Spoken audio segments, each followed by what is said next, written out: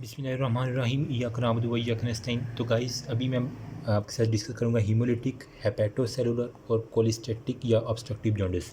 इन तीनों की टाइप्स में क्या क्या थोड़ा थोड़ा फ़र्क है। बिल्कुल ईजी सा है, कोई इतनी मुश्किल नहीं है। तो मैं आपको जल्दी से बताता हूँ। सबसे पहले मैं लिखता हूँ मैकेनिज़्म, ठीक है। मैकेनिज़्म की हेडिंग ये जस्ट यार ओके। मैकेनिज़्म सबसे पहले हम हीमोलिटिक जॉन्डिस की डिस्कस कर लेते हैं। हीमोलिटिक में आपने लिखना है, हमें पता है हीमोलिसिस हो जाती है, एक्सेस आरबीसीज डिस्ट्रक्शन हो जाती है।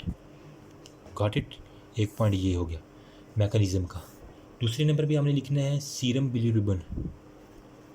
सीरम बिलीरुबिन यानी आपको अगर मैं दिखाऊं तो मैंने जो चार्ट समझाया था लास्ट वीडियो में, ये वाला बिलीरुबिन हमें पता है वो कन्वर्ट हो जाता है यूरोबिलिनोजन में।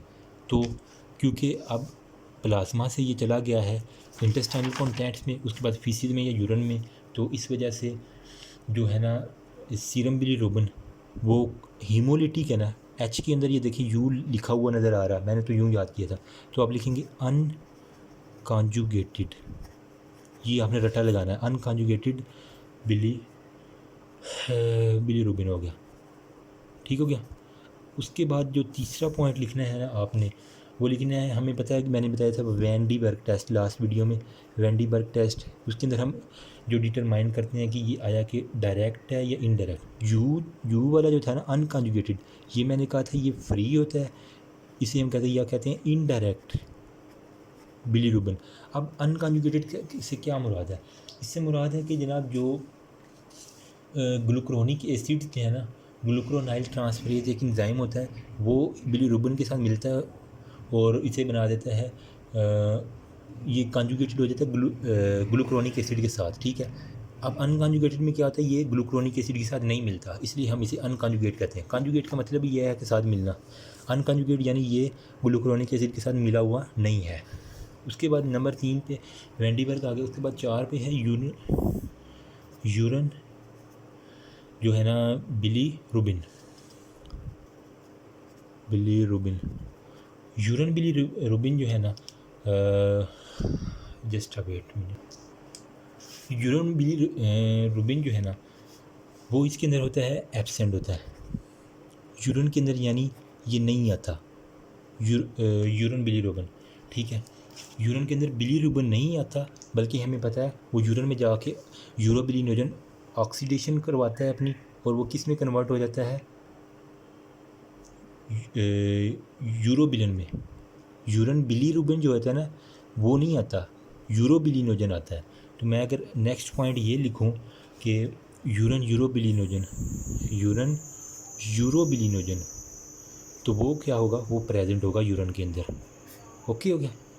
बिल्कुल इजी सा कंसेप्ट है, जिसे ना समझा वो बैक करके वीडियो देख सकता है। उसके बाद जो है ना इसी प्रेजेंट होता है, प्लस इसे मैं अगर लिखूँ इंक्रीज़ होता है, तो ये भी ठीक होगा। उसके बाद है जनाब फीकल, यानी अब फीसिस के ऊपर बात आ गई है। फीसिस की जो है ना वो स्टर्कोबिलिनोजन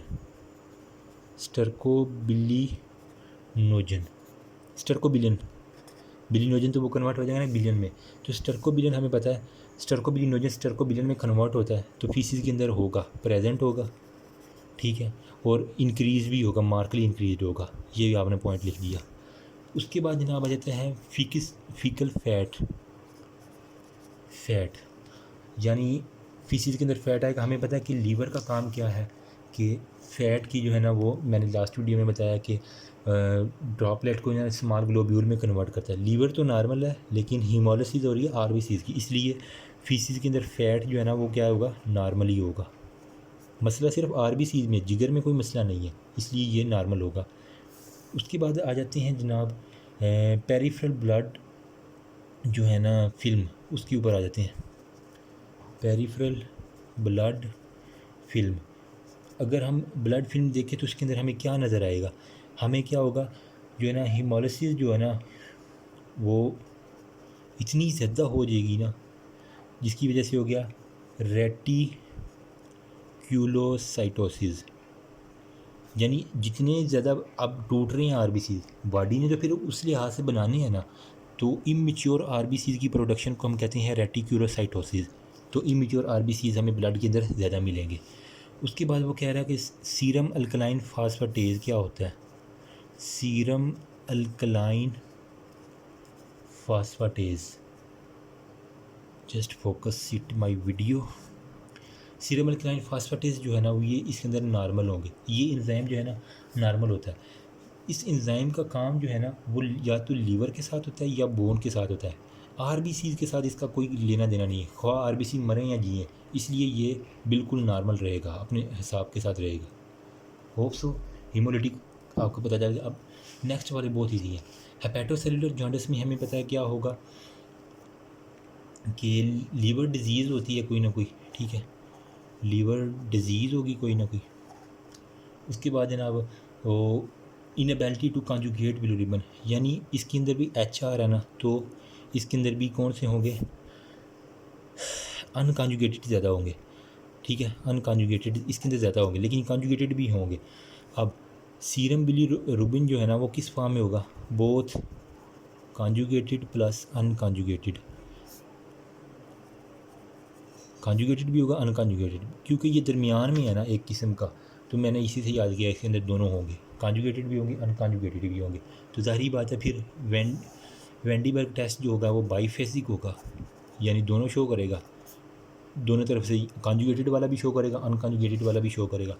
यूरन बिलीरुबिन हेपेटोसेलुलर है, ठीक है, इसके अंदर क्या होगा, यूरन के अंदर बिलीरुबिन प्रेजेंट होगा।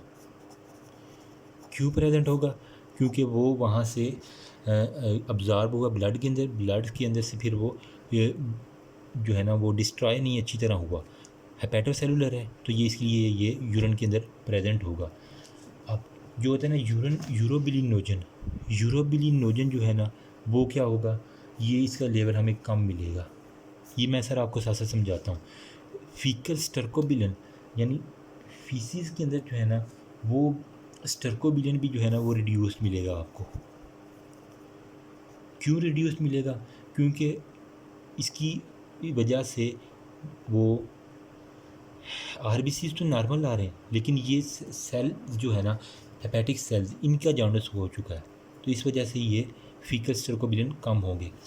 अब फीसिस फैट, देखिए लीवर का काम फैट की डिस्ट्रक्शन करवाना है, तो जब यही नहीं ठीक काम कर रहे तो फैट ज़ाहिर बात है फीसिस के अंदर आएगा। इस कंडीशन को हम कहते हैं स्टीरोरिया, यानी वो पेशेंट आके कहता है कि मुझे ना मेरे फीसिस जो है ना वो अच्छी तरह फ्लश नहीं होते, काफ़ी देर बाद फ्लश होते हैं। क्यों, क्योंकि वो लिपिड आपको पता है कि उसकी डेंसिटी कम होती है और वो तैरते रहते हैं। वो कहता है कि वाशरूम में ना वो डिफ़िकल्ट टू फ्लश, तो इसे हम कहते हैं स्टीरोरिया।